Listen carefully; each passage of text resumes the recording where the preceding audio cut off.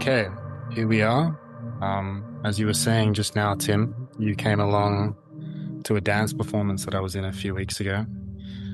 And I do think that that is one of the more peak recent experiences I've had in the world of movement, motivating the desire for this call.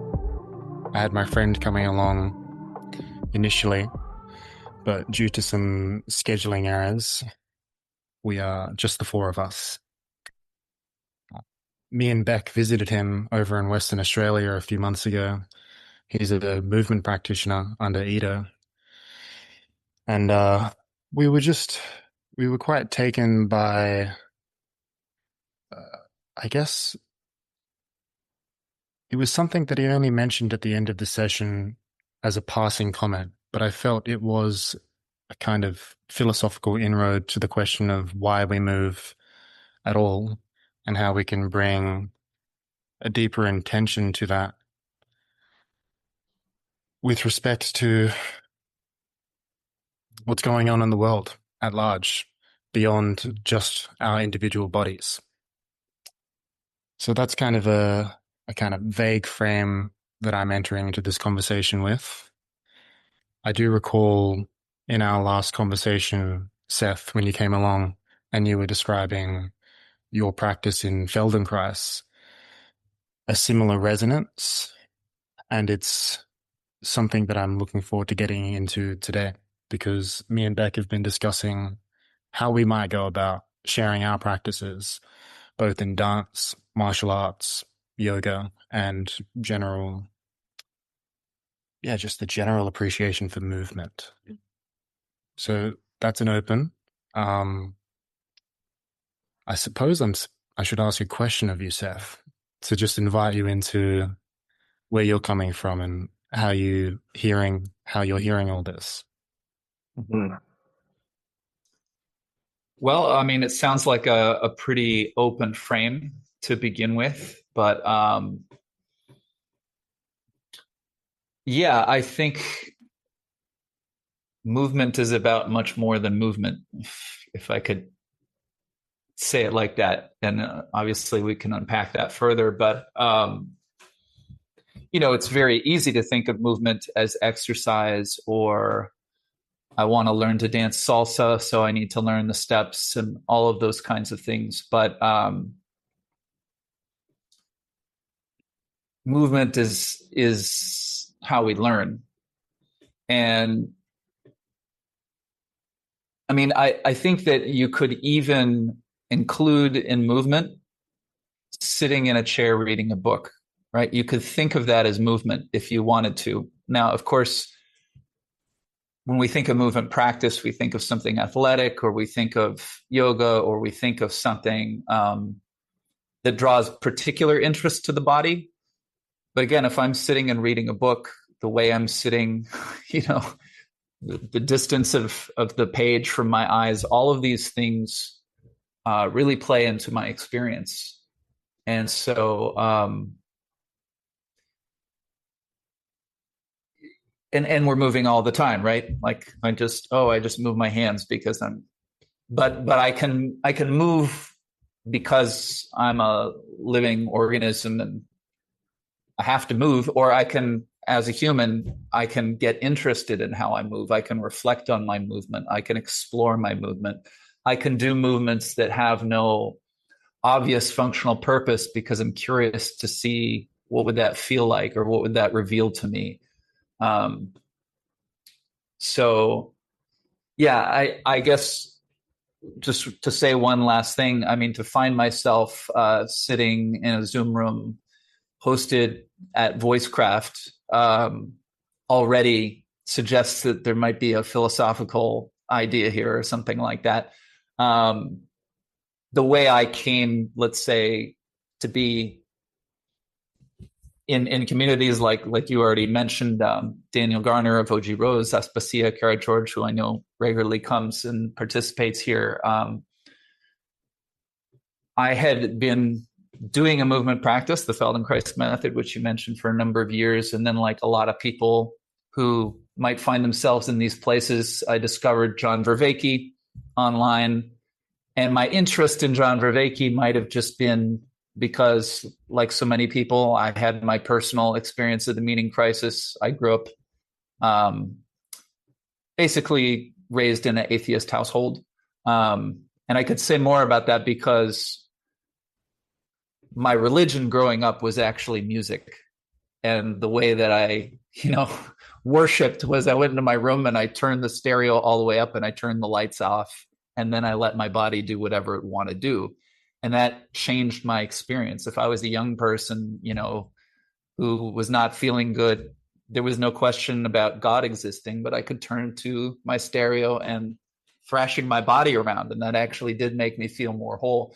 But to just finish what I started saying about when I discovered John Vervaeke and I started listening to him speak about, the Western philosophical tradition, I kept hearing things that resonated with my movement training. And Moshe Feldenkrais, he began with a background in judo. He knew he wrote a book. Well, he wrote many books, but he wrote the introduction to a book on hypnosis early on. He was a physicist. He drew on many different things. And so by the time that he developed his method, which, on the surface is a movement practice, he was always saying movement is just the vehicle that we use to get into the human, right? And so if we do a movement practice together and some aspect of your movement will improve, you'll think about yourself differently. You'll be in a new psychological state. All of this stuff comes together. So, I'm listening to John Vervaeke and I'm thinking, he needs to know about Feldenkrais, because Feldenkrais doesn't come in the lineage of philosophers, but he thought deeply about movement, and then he explored movement and, really looked at movement as, again, as a vehicle for transformational learning.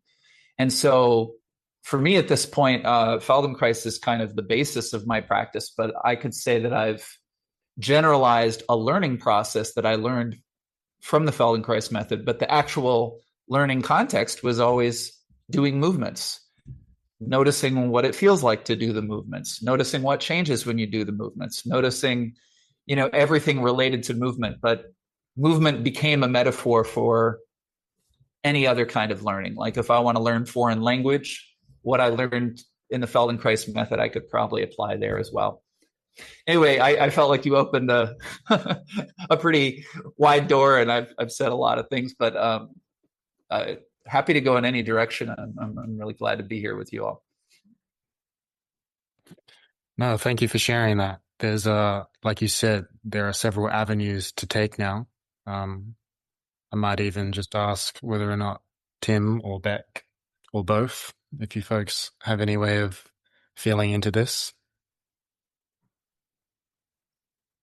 I might just sit with this for a bit. Yeah, nothing's coming up presently. Well, I have a question. There's a few different ways that I find myself in this conversation. One is to maybe speak to a philosophical or metaphysical framework in which movement. I'm curious about the relationship between movement and process, movement and change, movement and exchange. So in saying, Seth, that we could see movement through the lens of sitting and reading a book sort of speaks to this sense of, well, that there is an inseparability between what is outside of us and inside of us, in the same way that light maybe emanates from the sun but passes through all these different mediums into our eyes, interpreted in a different way. And each part of what enables us to see is sort of involves this tremendous ongoing chain in which there's exchange. In that sense, something which, just seeing something is actually enabled because there's just tremendously fast movement and exchange of particles, waves, interpretations, signals, electrical connections, all of this. So there's sort of an angle there on movement as fundamental in that way. And then there's questions I have, not because I have an immediate point of view on this, although I certainly have sort of orientations, but would be to ask sort of a basic question for the sake of exploring it together. Is there such thing as bad movement? Is there such thing as good movement? Would it be better to say, for instance, what is healthy movement? And we might think about sort of the form of the human body, might think about the relationships and our entanglements with the environment, how well adapted, how well fitted, how transformative, all the rest of it. So automatically we begin by bringing in again our interconnections with the rest of the world, but also a sense of what's worthwhile, what's worth becoming, what needs we might have, what sort of desire is being met in our thrashing around when we, shut off the lights and listen to music, what absence was there, and what is, so not that I'm in any way obviously wanting to squeeze things into being good or bad, but I am definitely curious how all of you guys think about what kind of movement you aspire to and what constitutes your sense of, that was a good movement practice. That was a good way to move. This was worthwhile for me, or I'm not happy about that. I haven't been moving well enough. What does it mean to move well and not? I think this is super interesting.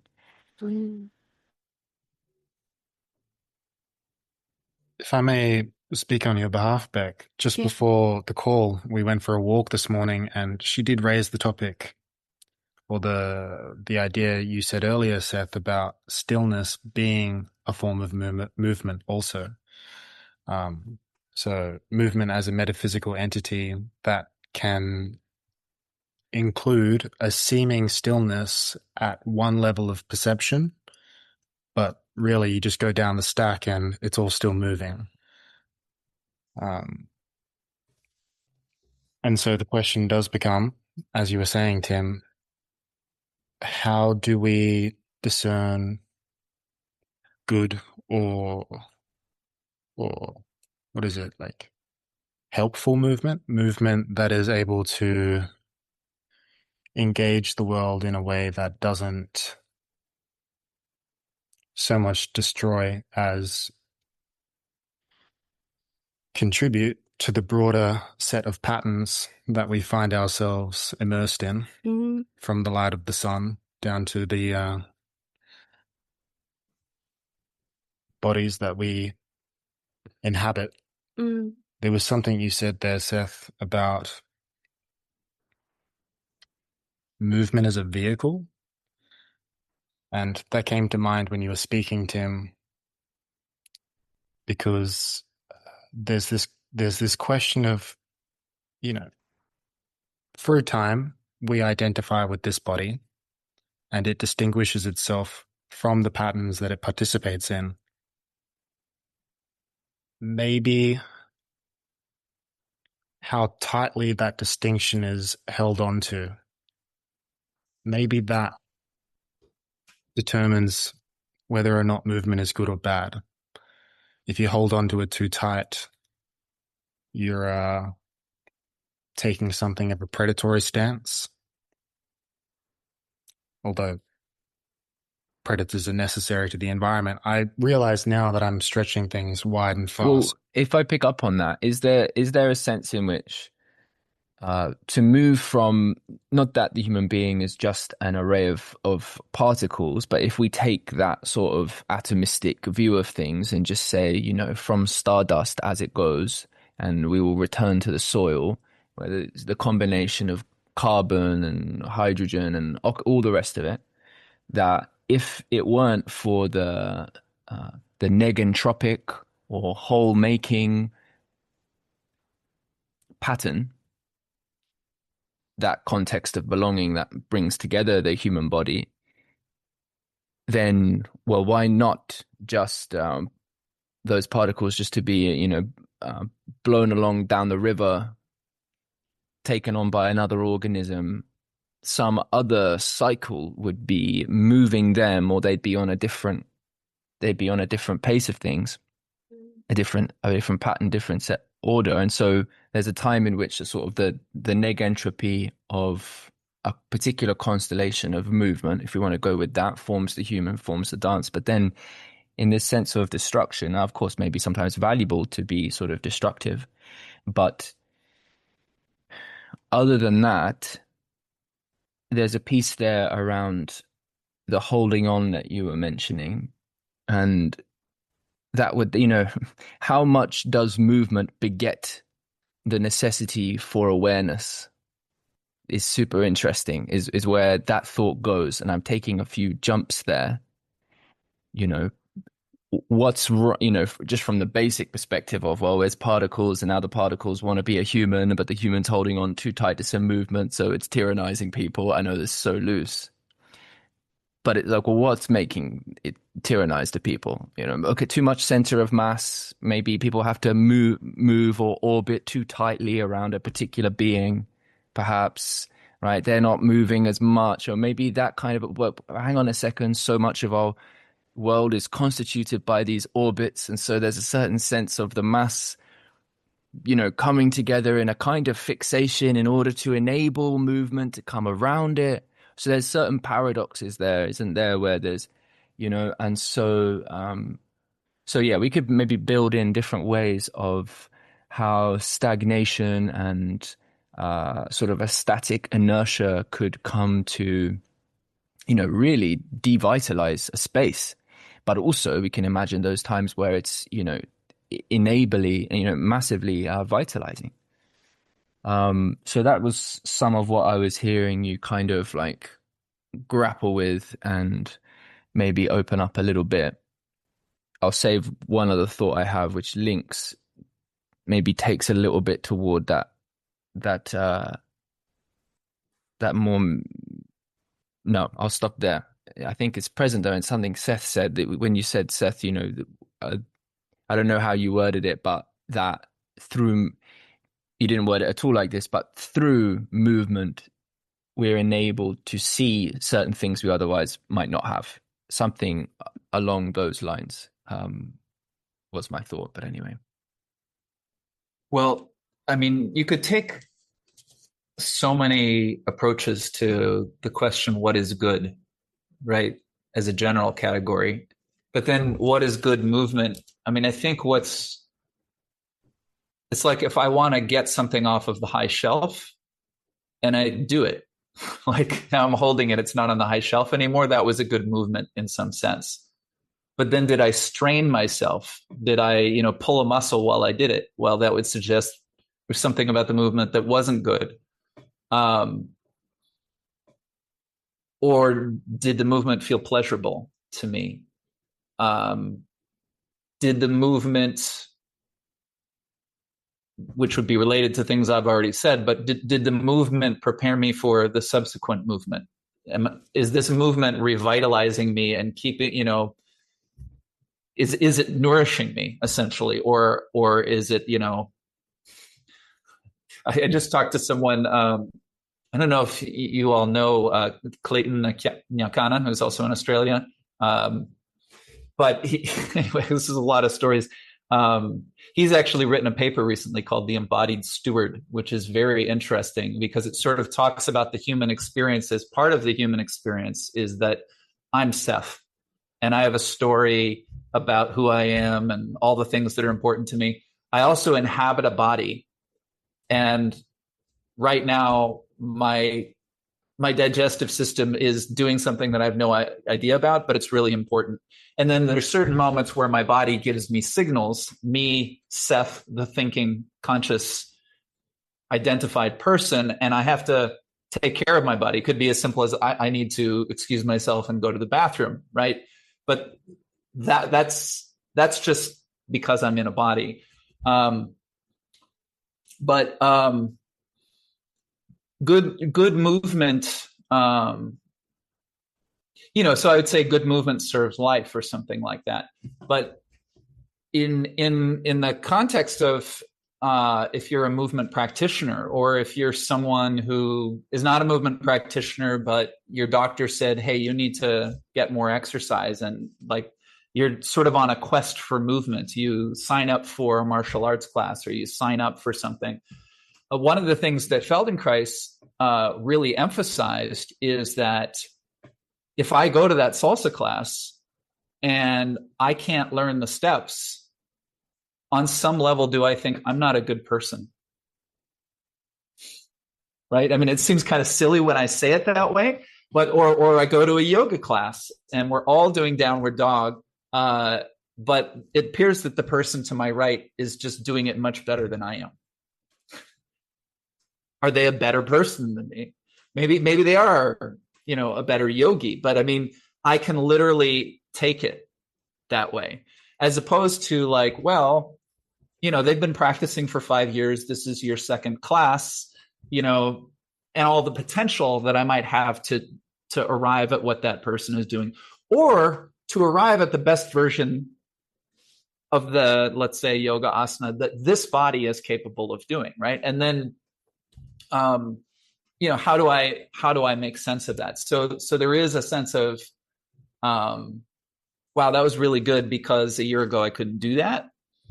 But then there's also, oh, that was really good because I think I really did something very similar to the yoga teacher in the front of the class. And then tomorrow I'm like in pain because I shouldn't actually do, like, my good movement is not the same as my yoga teacher's good movement. So I don't know that I've answered the question so much as maybe problematized it a little bit, but it's what is a good movement is actually can be a complex question. And I think the innovation with Feldenkrais is he would continuously say, if you're feeling strain, make the movement smaller, take more rests.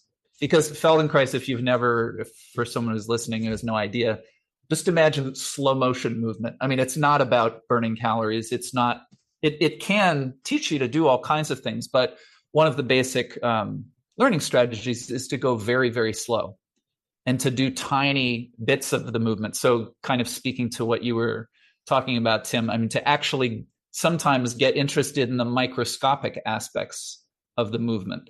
Like if I'm lying on the ground and I decide to get up, the decision to get up already activates something before you see me roll over and do whatever coordinations I do to end up standing on my feet. Like the moment before I think I want to get up, my body's in a different state. So even just that thought, I'm going to get up now, something activates. And in a Feldenkrais context, we could actually just practice thinking about getting up and now rest, and now think about getting up and now rest. And then I might notice every time I think of that, my eyes shift to the right. Right. And so it can get very granular. But then if someone says, think about getting up and move your eyes to the left, I might realize, oh, my system is not primed to do that at all. As simple as it might sound. Right. And then later I might say to a friend who asked me, what did you do in the Feldenkrais class? They said, we practiced getting up. And my friend might say, you already know how to do that. And I would say, yes, but I discovered things about myself that I never knew.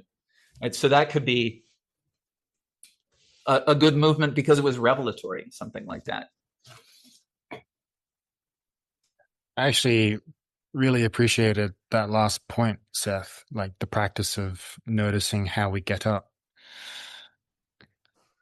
Me and Beck were speaking this morning on a walk about a practice of stillness being something like the noticing of anticipation in the body, and the way that actually it's melting away the anticipation, the kind of unconscious habits of how you go about any particular movement that allows you to drop back into a certain stillness. And so even just having the kind of mental primer and noticing how your body anticipates the intention,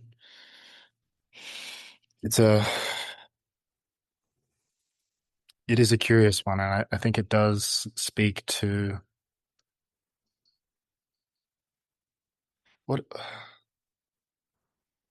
is it like is it now it's something, it's more like a praxis rather than a practice, because there's this theoretical component of stepping back from the physical yeah choice. And then there's that interconnected relationship between thinking about what to do or noticing the body. And then, and so there's the subconscious of noticing the body, and then you've got the ability to then bring in the conscious thought of, do I get up or not? Well, that choice comes into play then, at least when introducing the next step of the task, whether it be or releasing those barriers of the exercise itself. I'm not sure if that's landing, but I think at least using that exercise of sitting in stillness or contemplating or being with body during the decision process as the focus of the exercise, then being able to introduce the next layer of decision. Yeah, I think, okay, so that does build into what you were saying before, Seth, about you were like problematizing how we perceive actuality and potentiality. We only make comparisons between what we can actually do now and what the yogi next to us can do now, as opposed to recognizing that they've been in a process of noticing their potential for much longer. And so they've actually drawn more of that through in time. And it comes from, like a noticing of all the precursors to the outward expression of movement or the physical expression of movement, and brings in what's going on prior to that, which might allude to something you were saying earlier, Tim, about movement as a question of like, how are we actually distinguishing, I guess, between the outside and the inside, and any given pattern that wants to maintain coherence as a kind of negentropic movement away from the standard flow of the river to walk out of the river or crawl out of the river and then do its own thing along its own path. I wonder about the connections between awareness, stillness, and how still we may need to be to perceive something we are either less aware of or is, in a sense, further away from us. If I'm looking into the horizon at something far away, then I need to be as still as possible in order to try and distinguish, right? And if I've got a telescope and the telescope needs to be still, otherwise I can't.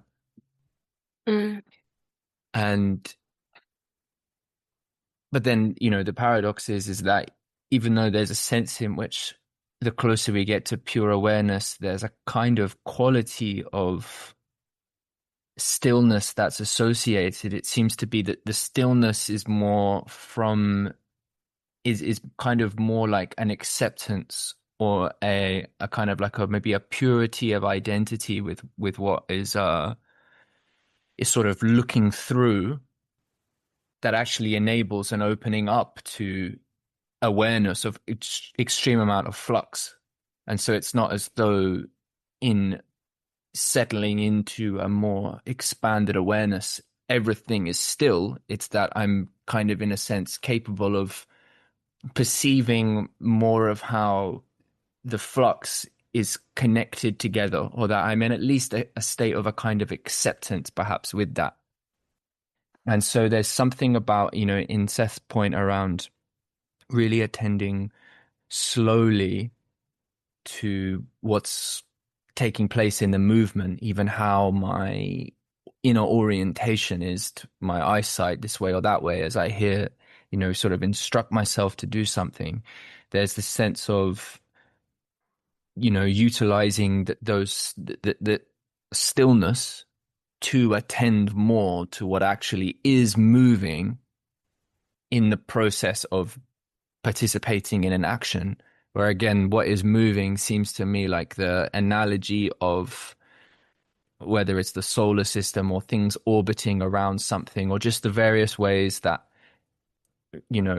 things unseen, which might be massively influencing what's firing in the cycle, the many cycles that constitute us, the different exchange of nutrients and around our bodies and electrical signals and all of that, in the same way that the moon is responsible for shifting the tides. It's this large factor in the orbiting environment that's tremendously influential on what's taking place. But unless I become aware of it or I'm able to attend in the right way, I'm not actually sure how much it's influencing. And so if I begin a movement, like for me, I love playing football, but I know that my biodynamics of my running style for various ways like causes me damage. But I don't have the quality of awareness or know how to teach myself. I've learned a bit and I've worked with people, but whatever, too expensive, all the rest of it, all the other things in life, that I'm fairly conscious of some areas I think are really problematic in terms of what's firing in my, neuromuscular chain. And I'm not putting enough weight through my big toe or my left foot, and that's partly because of my hip, but maybe it could be that there's this old injury in my intercostal muscles, so there's a compensation developed, or whatever it is. Maybe it could be psychological. It could be because I saw a football player running down the wing with his hands in a particular position, and I just thought that that's how it was to be a football player. And so all these different dynamics. Now, I personally think it gives me balance and I look cool, so I'm not stopping that one, even if it kills me.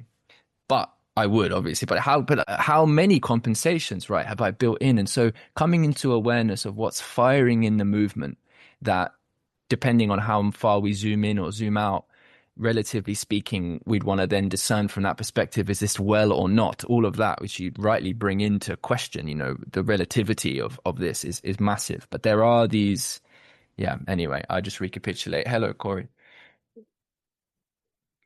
Yeah, we're sort of just in the flow here of obviously speaking about movement, awareness, and stillness, and becoming aware of what might be firing or activating in the psychosomatic, the body mind, entanglement of what's occurring as we move. I was giving an example of in a sort of analyzing my running style and why it might be damaging me in various ways, which I'm confident that it is.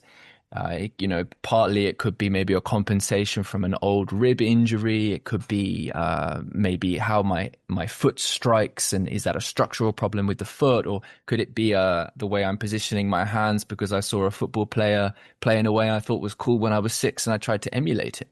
So obviously we've been speaking about a little bit more, but there's some of the aspects of just recognizing what's influencing how we move, and then our awareness of how we move, and how that awareness of how we move is in part connected to where we sit in an entangled sense with the world and the different elements that influence us in life, from a health and wellness and all those perspectives.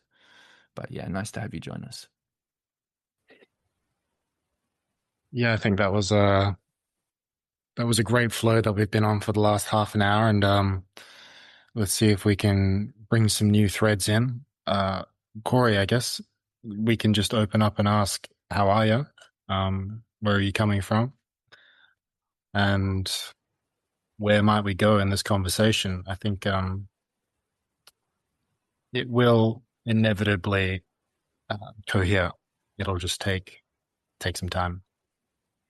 Yeah, no, good. I was cool to hear that story. Oh, you unpacked that, Tim. Yeah, it was really interesting. Thank you all for your patience, and my apologies.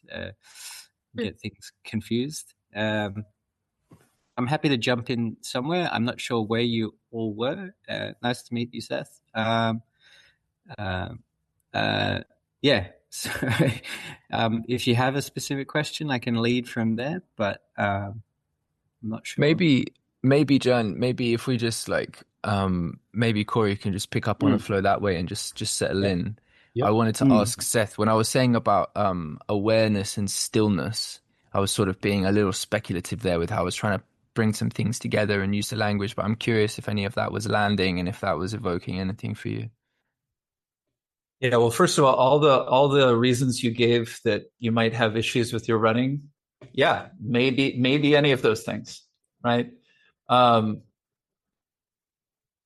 If you were here and you were my client,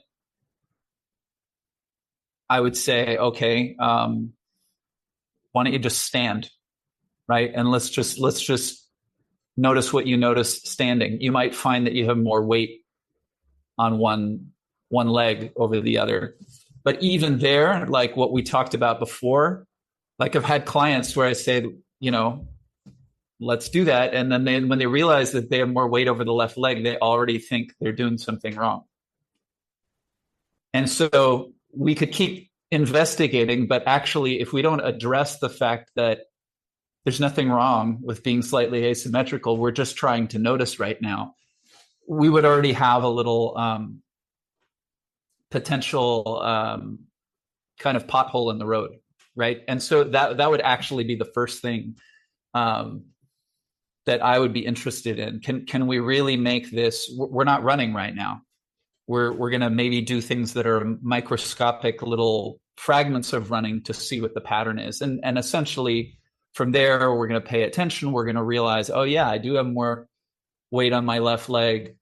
Okay, so when you take a breath, do you feel that the breath moves through one side of your chest more than the other? Oh, you breathe more easily over the leg you're standing on. Oh, that's interesting.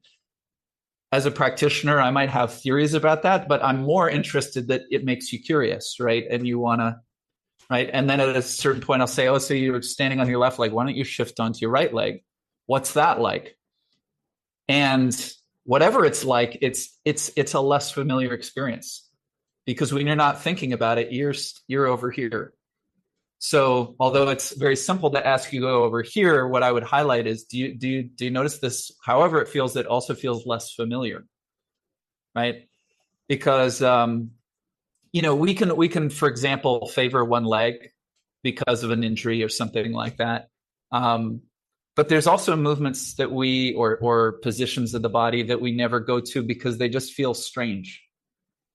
Like, why would I do that? Like the famous thing Feldenkrais always talks about is if you interlace your fingers like this, one of your thumbs is on top. So if you switch them, which you could easily do, it doesn't feel right. It just feels like, what the hell? So, yeah, I mean, so if we slow things down, we can get into all of those areas, and like, we could just play with them, right? If you're running, like, people don't necessarily notice this when they're walking, but when you're running, you won't. If you're not rotating your upper body a little bit, you're probably not running. But for a lot of people, it's like, I can do that, but I don't really do that. So it looks more like this, right? And so that's just. I'm aware you asked about stillness, and I'm sort of talking about, but I'm talking about your running by talking about tiny little fragments of running. So if I can claim that I'm on the way to answering that specific question, it's like we're closer to stillness when we're just doing these little movements, right? But yeah, you could go all the way down to sitting meditation, and you're still breathing, so you're still moving. So I like to say there's actually no such thing as stillness. There's also no such thing as silence. Like, I don't know if anyone here is into experimental music, knows about John Cage and the silent piece where he basically had a famous pianist come to the stage and just sit there for several minutes, sometimes opening and closing the piano. But it was to highlight that, like, there's ambulances driving past the concert venue, and, there's all this stuff going on.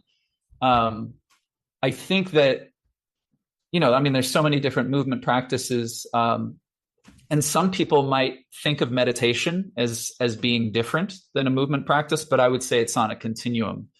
And if you have a movement practice and you also practice stillness, I think there's a beautiful dialogue that happens in between them. But I think the other part of your question, so if we were sitting right now in some busy restaurant and there were 100 other people, well, we'd all have to raise our voice to speak to each other. And we might even find that the quality of our conversation can't be the same because we just partly have to like make this extra effort to hear each other, to speak. So likewise, moving from, let's say, large movement towards stillness, it's kind of like getting rid of a lot of the noise. Or if you wanted to actually really, analyze your running pattern, with someone who would film you and do all of that, they're still going to play back the video in slow motion because there's just too much going on for you to actually see everything. So stillness allows us to see what can't be seen in full motion. So that's another thing I would say about it. Yeah, I appreciate that that last point, Seth, about stillness being a moment of appreciation, and that actually brought up a thought that I had during what Tim was sharing in regards to the analogy of the telescope being set to bring resolution into whatever we're looking at.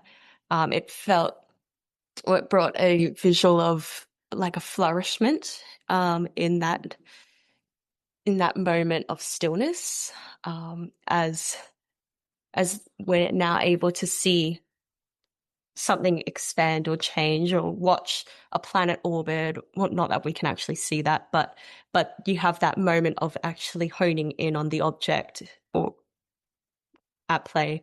So I think that was something that I just wanted to make note of.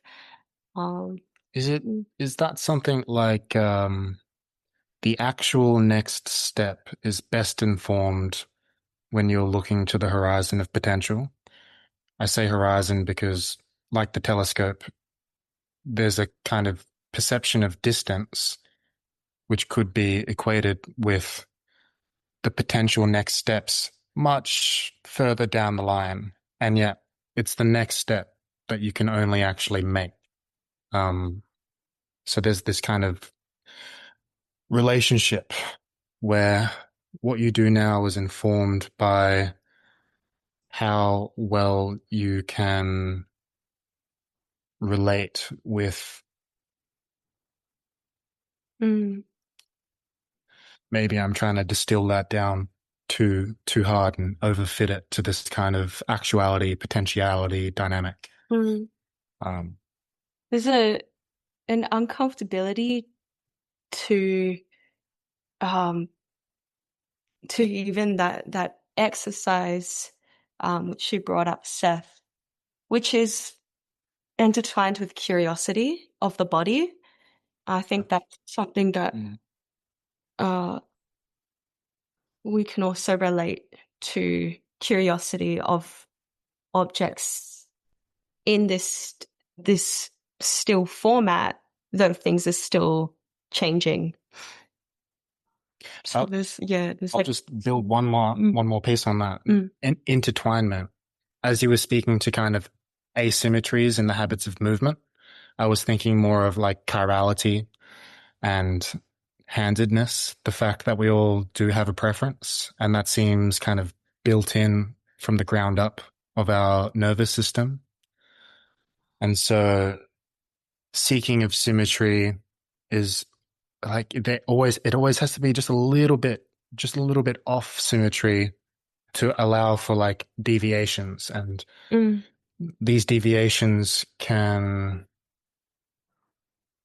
they're ways of exploring unbefore. Well, I guess they're ways of exploring further degrees of movement or degrees of freedom, from the familiar. So there's something about, we have these default familiarities, and then freedom is something like stepping further out, but within the constraints established by all the habits of movement that you're already kind of developed by. And embedded in terms of what's enabled by people and context and space and all of that too. So spirals out in that relational way. Yeah, I might jump in here. I sort of see a little bit what we're talking about, and I just wanted to bring up the experience of Beck, you and Jurnee coming over and doing that sort of, longer day workshop with me, where we started with standing, and this is sort of alongside with you, Seth. There is this sort of behavior assumed in adults that we've already learned to run. So now we just need to optimize running. And then it happens with everything, like whether you're kicking a ball or, engaged in some sports, or we have these predefined sort of assumptions that we've learned something. And within movement, it's sort of, there's a whole plethora of experience if we go back with the eyes of appreciation, and really examine where we're moving from, where the origin point is, where our zero form or base is from. And that's a really powerful. So for instance, back in Jurnee, if you can recall, when we started that sort of 3-hour workshop, it was just shifting weight from side to side and connecting to breath and connecting to the flat of your foot. How you were able to distribute weight, what their sort of knee deviation parts are, where tilt of your pelvis was, where the extension of your chest was, where the eyes were, if we could open and diffuse the vision. And it was just that task of shifting from one side, taking the breath out, connecting to the ground force production through that foot, holding that and owning it for a moment, and then resetting back to the zero form. And expanding that out, doing that enough time, and it's a beautiful task, of then really coming into awareness of how you hold your posture, how you hold your body. And it's sort of alluded to in the sort of Zen Buddhists of like, how do you walk 2 inches off the ground, like they describe? And it's with enough postural awareness that you change your relationship to gravity, and it's no longer a constraint pulling you down, but it's a sensation that you're able to feel. And instead, I inject buoyancy into my spine, into my posture. And in the same way that we have a tensegrity model that holds us up, we have gravity that holds us up as well. And we can use that rather than work against that. And so this starting place of going back to origin point and playing with these softer moments allow for stillness, which, like you said, Seth, I agree that stillness is part and parcel of movement. We'll never have true zero, and we'll never oscillate so fast at the speed of an atom, but we sort of exist in this field of movement in the same way that our spectrum of hearing is a field of it. It expands beyond us, and we're just in that sort of window of awareness. So by playing with like these tasks of bringing it down and bringing our posture, we can really, really be informed of what the starting position is without having to, run and then slow it down, already be slow. And then the second part of that was when I got Beck and Jurnee, I got you to perform that stepping task, just forward and backwards. And you sort of see that stepping task of, okay, I want you to step forward, land, commit, heel up. And I want you to just to work on the positions of your legs. I want you to try to landing in the same space. And then I'll give you some framework for that. Like, for instance, I want a single step back and forth. I want a triple step, so I shuffle backwards and forwards. And then I want continuous. And then just playing in that game for, how many rounds we did, just how inconsistent the landing was, the stepping was, the distance was, how you lost your position of your spine, how you lost the rotation of the hips, the contralateral movements we're doing. And so this is exactly what we're sort of talking about, that we want to optimize running, and that's the nature of where we're at and people are at with fitness, I would say, rather than movement. People maybe general public kind of hijack the word movement, but it's really kind of optimizing fitness. It's not really embracing the practice of movement. But by going into all that space, we're not trying to look at erasing the creases of asymmetry in the body, but this task gives us a beautiful presence, and then also informs how we may be inconsistently or consistently taking that next step, as you said, and then you can apply it to running.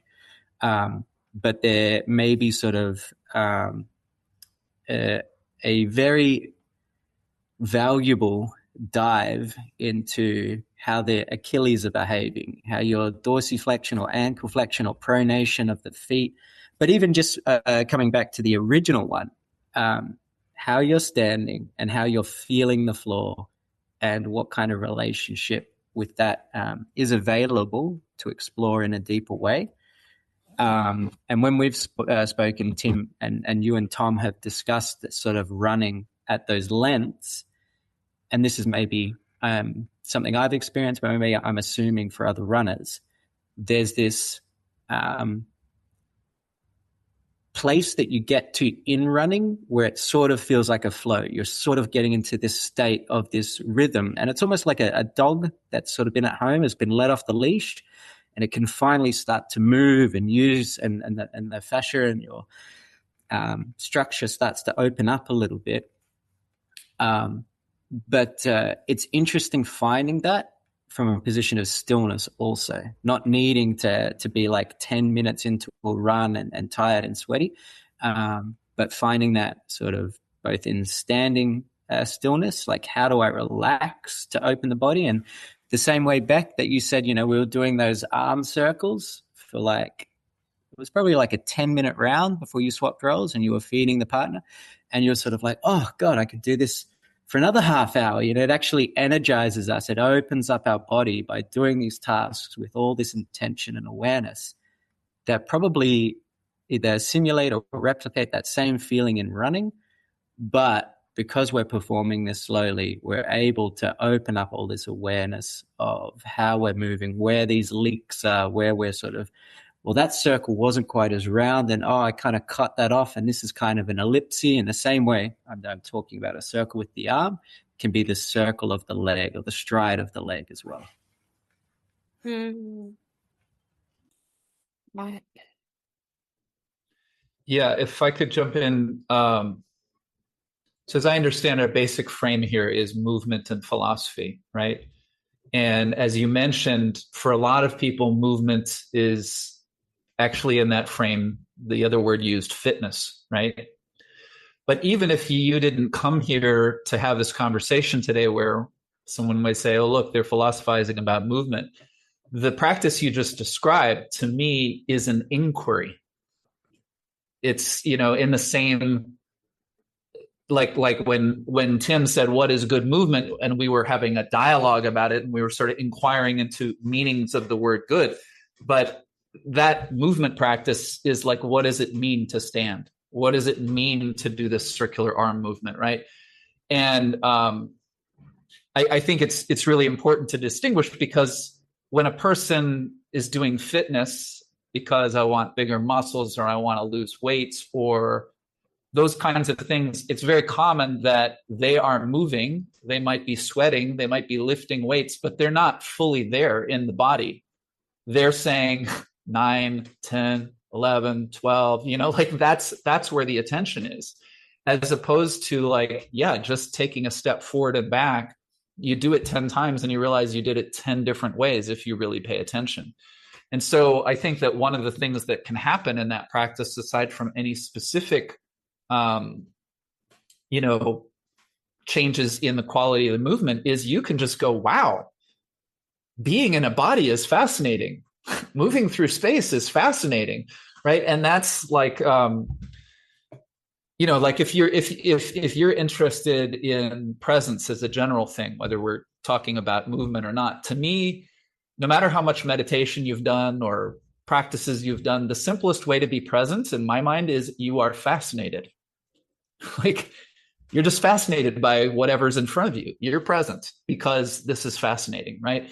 So if you can cultivate an experience of being in a body that's always fascinating to you, maybe even fascinating when you get injured, but it's, which is a really nice thing, because no one wants to be injured, but at least if I'm fascinated by it. I mean, the Feldenkrais method is actually the result of Moshe Feldenkrais injured one knee and then he injured the other knee. What do I do now? And there was surgeries that were possible, but it wasn't clear he would walk again after those surgeries at that time. So one of the sort of origin stories of the method is that he was something like 5 or 6 months in bed with his knee, and he just had an anatomy book, and he identified like 50 different structures in the knee, and he tried to feel each one of them, and right. So I sometimes call the practices that I do, which are still essentially based in the Feldenkrais method, but I often use the phrase somatic inquiry, which of course might remind you of Socratic. But there is, the Feldenkrais method is often like that. And again, the practice that Corey was just describing feels very much in the same spirit. And it's like, I also think of it as a call and response. So we're having a call and response together here, but I can just have a call and response with my body. I'm going to shift onto my left leg. Oh, my body told me this. I'm going to shift onto my right leg. Oh, my body told me something different, right? And what can happen, some people, for example, might go to movement because, this is what they do. But, someone could be a writer, and then I have writer's block. So now I go for a run in the park, and everything shifts in my experience. And now I go home and I have all of these things to write about. Because another thing I wanted to bring in, these things are obvious. Feldenkrais has a book called The Elusive Obvious. And again, Corey's movement practice sounds like that too. Yes, I know how to make circles with my arms. Yes, I know to step forward, back.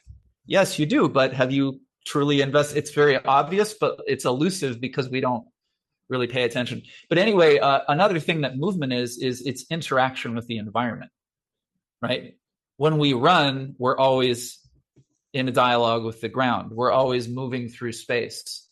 In my training, we would sometimes do lessons that were about rolling. And so you roll to the left and you roll to the right. But sometimes they would make these sort of snarky comments like, you might notice if the wall is directly to your left, that it's harder to roll to the left. It's like, well, yeah. But even before you roll to the left, it's like there's actually an inhibition because I don't want to slam into the wall. And that's the same thing. As I'm sitting here talking to you, there's a wall on my right that's closer than the wall. There's a bunch of space out to my left. If I really pay attention, I can feel that. So, or if I was sitting outside while I was talking to you, that would be a different experience. So I think studying movement is also studying my relationship to the environment is another thing I would say. It's interesting. Go ahead. If you had something to add, I've got just a note, but jump in, Tim. Yeah, it's interesting to me how the prospect of movement raises the kind of uncertainties and, in some ways, fears, also excitements and fascinations, all of that. But definitely uncertainties and fears in a similar way that I imagine many people relate to philosophy or thinking about their lives in different ways, whether it's relationships or the world or their place in it, and the patterns they're enmeshed in and all of that. And it definitely gives me the perspective on just the myriad ways it's so difficult to step into. If we think about movement and the environment, it's like, well, my apartment is not very well set up to enable many degrees of freedom to move. Especially if, my partner and I, we want to sit down next to each other on the floor, really not much space for that. We say we can go to a park and whatever, and there's alternatives. But the point is that lots of our lives might not be readily set up to enable those degrees of freedom. So that's one thing. And then another thing is if I think of football, which I play and try to play to the highest level I can while remaining, protecting myself enough. Obviously there's a certain sense in which the kind of quality of awareness around how I'm moving in all manner of ways on the pitch is really distinguishing of the whole quality of the experience, being able to slow down and understand and all of that. But if I was to really work with maybe either of you over a period of time, then if I continue to play football at the same time, there might actually be antagonism between those, because currently after playing football, I might put my body under stress and actually be less available to feel into a more healthy state. We could do it from injury or from stress and all the rest of it, and there'd be value in that. But the point is, I may have to give something up that actually a certain kind of fitness or adaptation, even though it's contorted in a way, maybe is it just about good enough to play in this activity, which I love, get to do it with a whole bunch of guys, and there's a whole journey and drama and adventure of it. And so the challenge is, in the same way as with philosophy, we might open up into an inquiry, but just what might it unsettle or what might need unsettling in order to actually drop in and relate with it fully? These are interesting questions, and they do sort of shine a light on each other. I was going to share a little bit more, just some things that I sort of heard and picked up on. And thank you for sharing some of Feldenkrais' origins. I find that really interesting. So I'm not sure if you're familiar, but I've been working either directly or indirectly with Ido Portal for about maybe 5 to 7 years. And so we pull a lot of somatic material from Feldenkrais, especially what you're talking about, where he was lying in the bed and creating these structures of shaking and somatic release through the body. Some of these tasks I really, really appreciate. And knowing that maybe he might have been in a bed while creating them because he couldn't walk also adds this level of like, damn, very, very cool. One thing that came up for me, and I'll sort of open this box and then let you think about it. I definitely agree that there's that this movement, these tasks are an inquiry, and the first place is to have this curiosity and fascination. The other part that I'm trying to navigate with how early I speak with people that I work with is that we don't, and this is because I need people to at least maintain curiosity.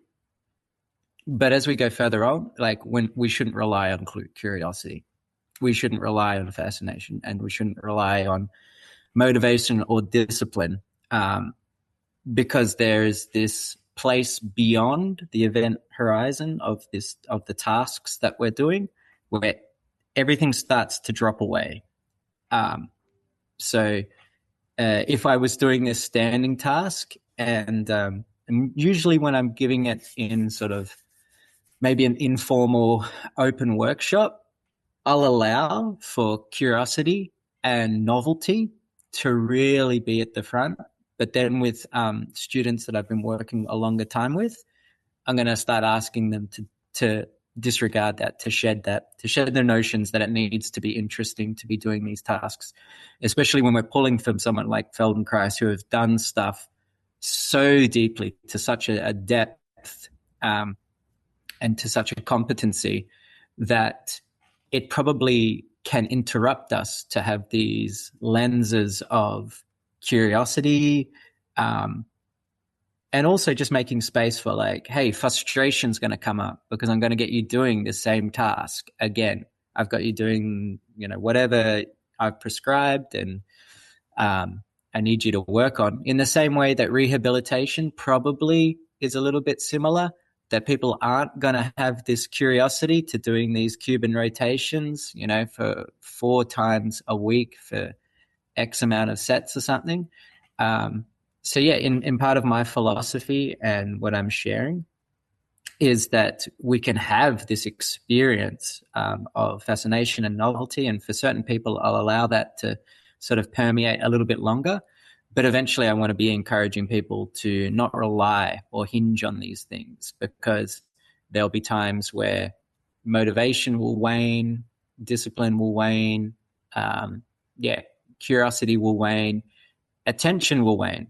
And in those moments, that's where I want us to fortify attention again, to fortify sensitivity again, and still be curious beyond these not initial layers of experience, but, what is experience and exposure after months of doing something and months of non-attachment around how I should be feeling while doing it. And once you get beyond that, then it opens up another chapter in the movement task.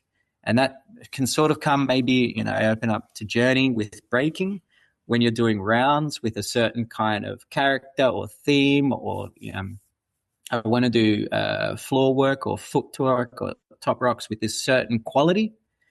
And I'm going to drill until that quality becomes something else. But I'm going to stay with that quality. I'm going to stay with that movement pattern over and over and over. That's something that came up, and I just thought I'd share.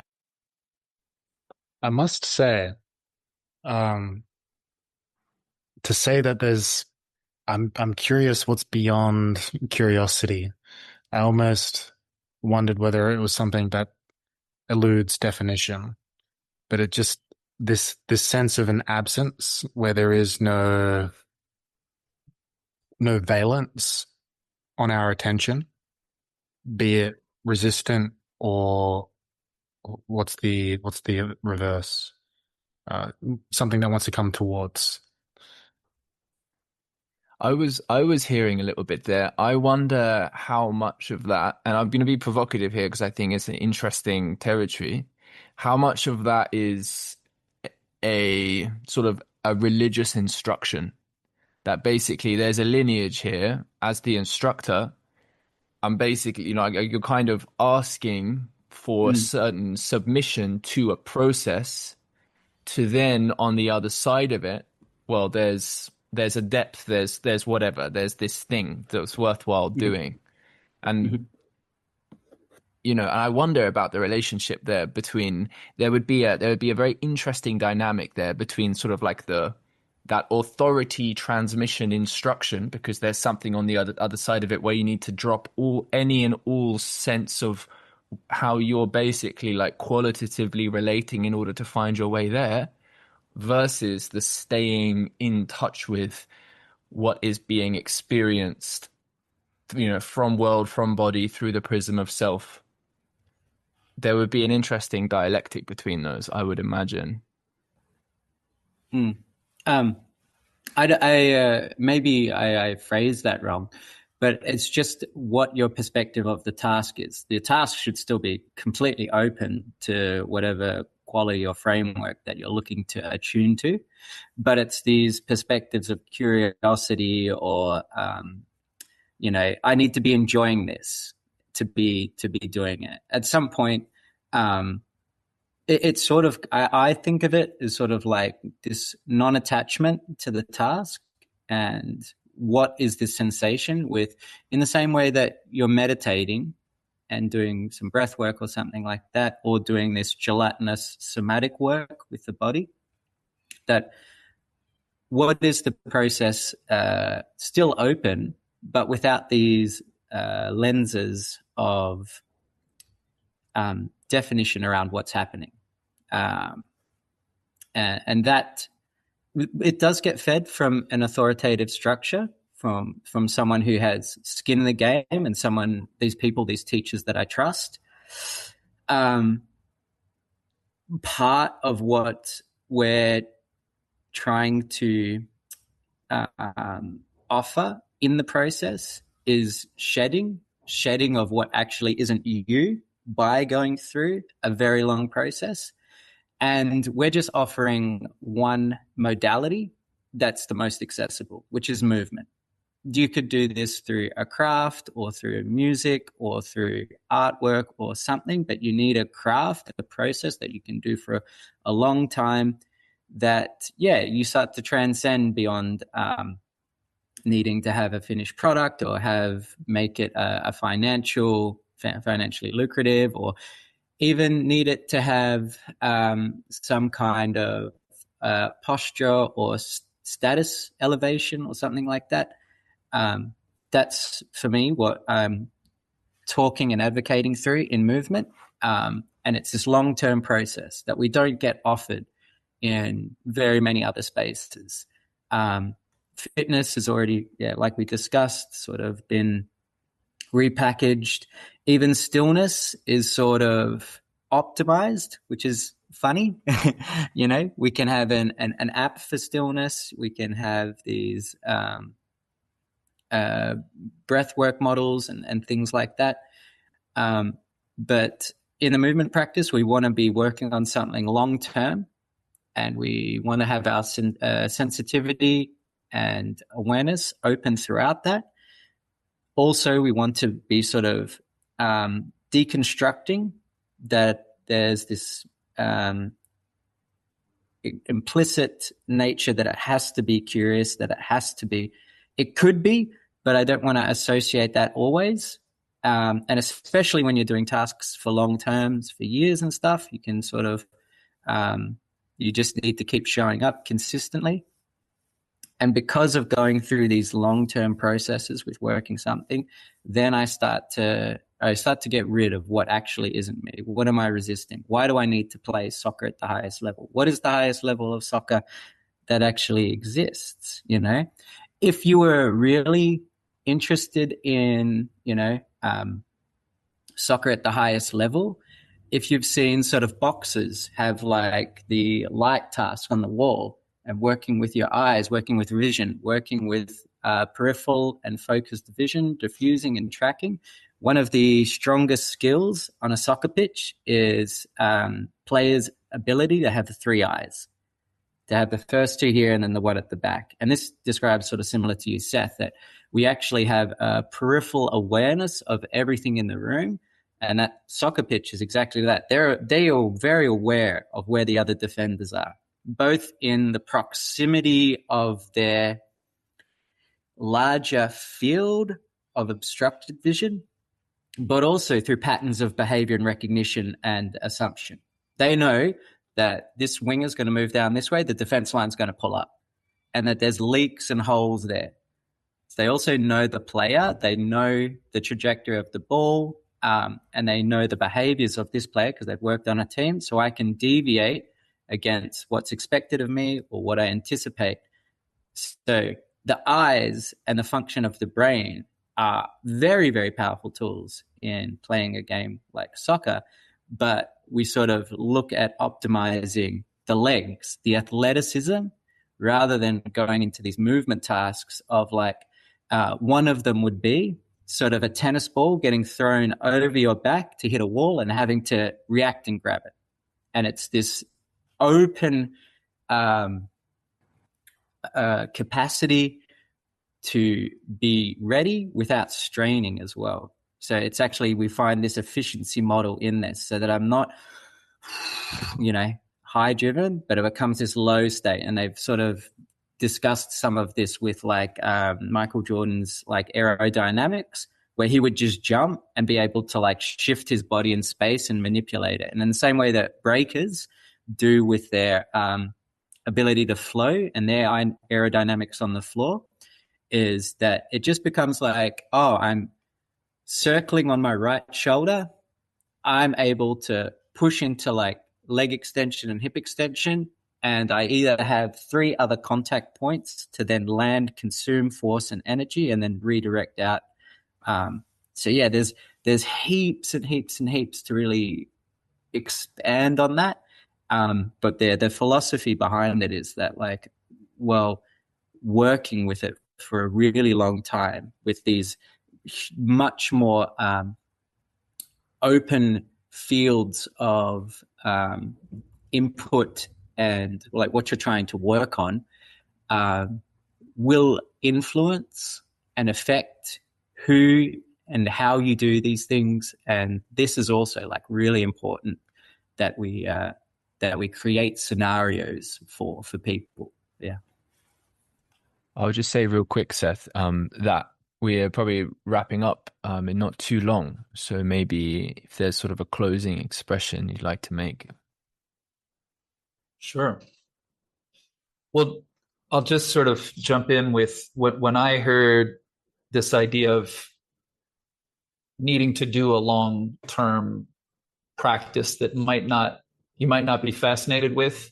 The question that comes to my mind is just like, well, what are you trying to accomplish? Because it is possible to do something repetitive and mindless that doesn't lead to much at all.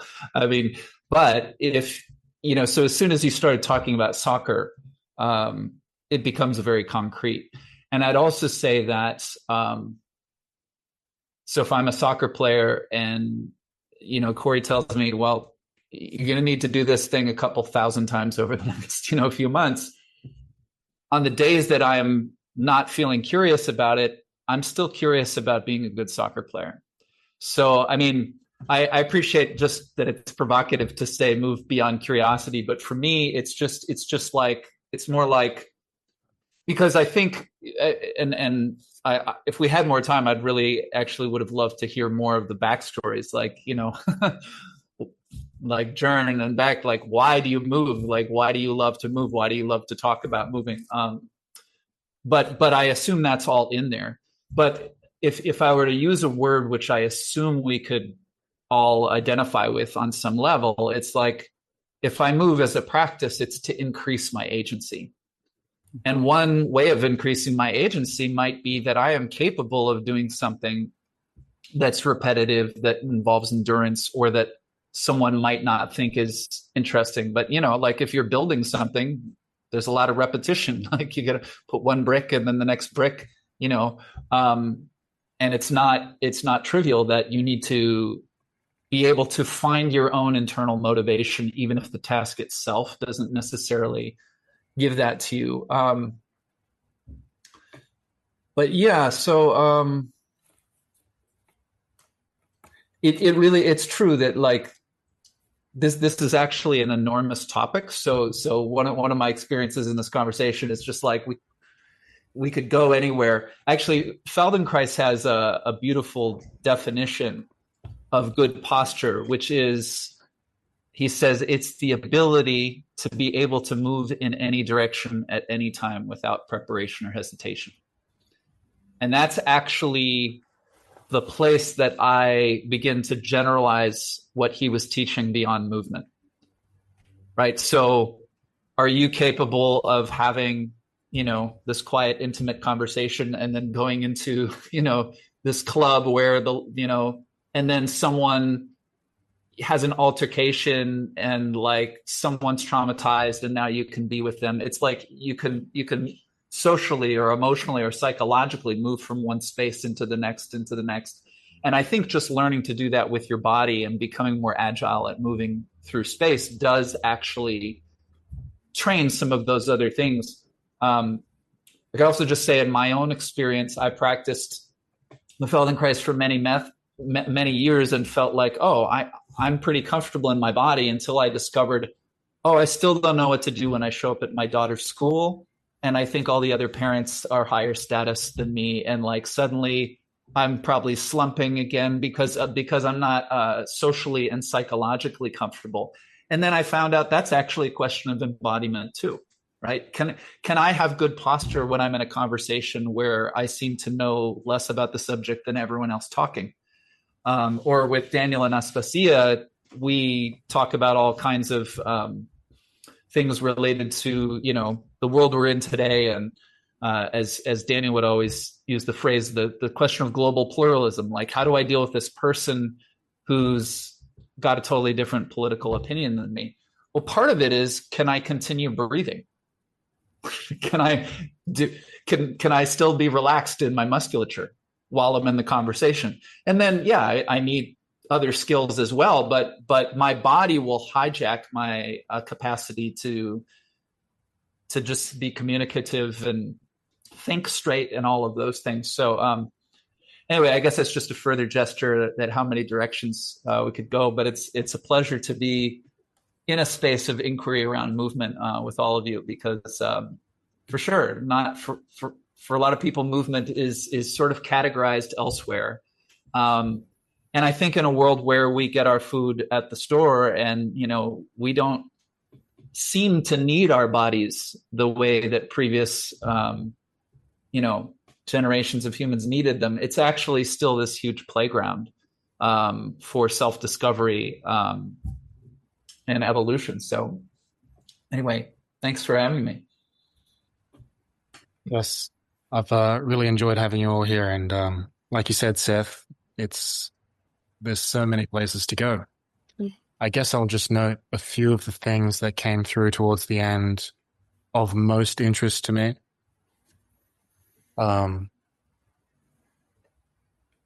So it's the cultivation of 360 degrees of freedom in Feldenkrais words, paraphrased, but I'm thinking about it in this broad sense of how adaptable we are. And so how much any practice in a narrow domain actually generalizes. Does it actually generalize? How much does it generalize?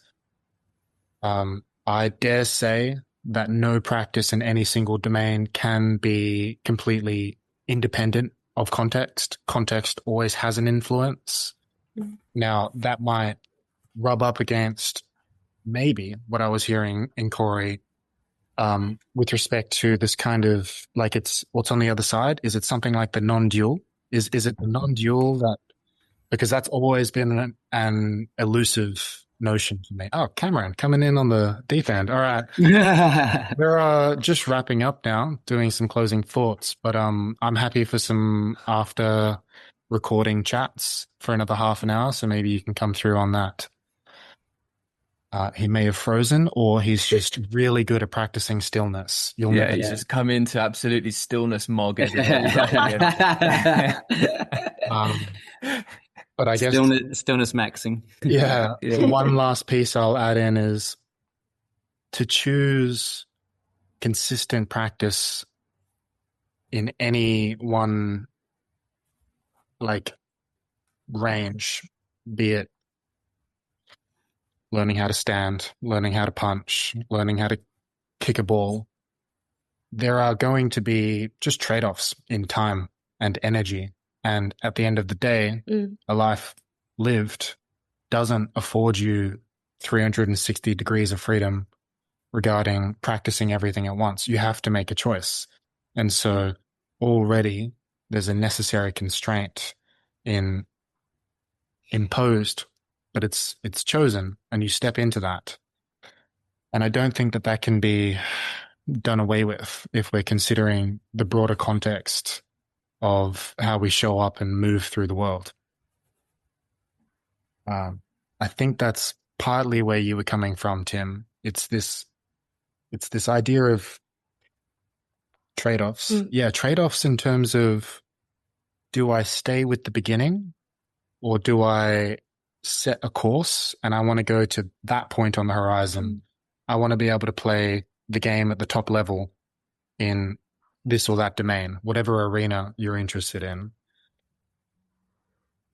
I think there's going to be some variety, and some people need to choose to focus on one game at the cost of their capacity to play any other games.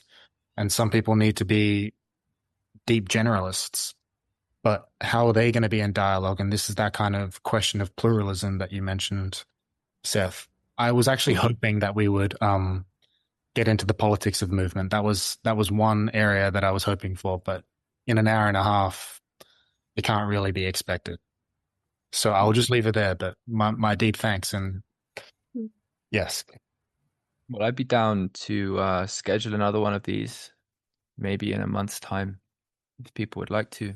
There's definitely quite a lot there that's coming through, and it's a good topic for me to participate in, because I know that like I am, even though I care a lot about movement, right?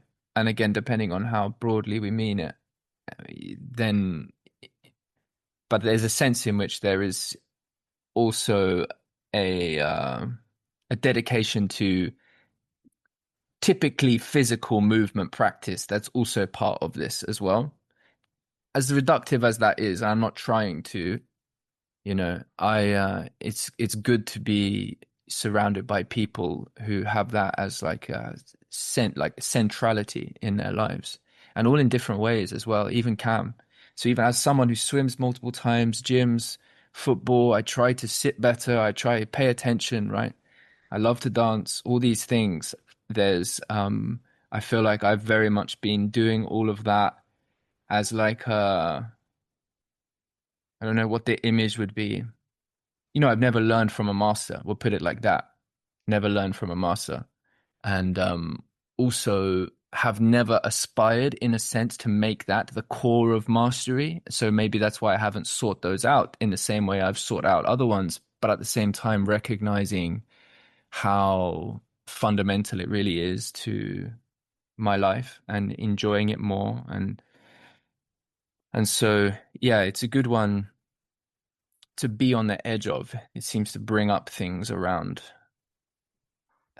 patterns of feeling really alive and maybe more avoidant and also fearful and time constrained. That's the other big one, Jern, as well. Like, you can only really play football up to a certain age, irrespective. I mean, yeah, you can play, but that's kind of just not how it is. Not if you want to compete against, well, if you want to compete, basically. And then why should you do that? They're all separate questions we have for another conversation. But anyway, that was awesome. So nice to be with you all. Bring that recording to a close there. Oh, Beck, did you want to say something? No, I don't. I'm good. I just think that was a great summary and a nice way of weaving in so many different topics and points brought forth. And yeah, very appreciative for everyone gathering here and bringing their expertise or shared experience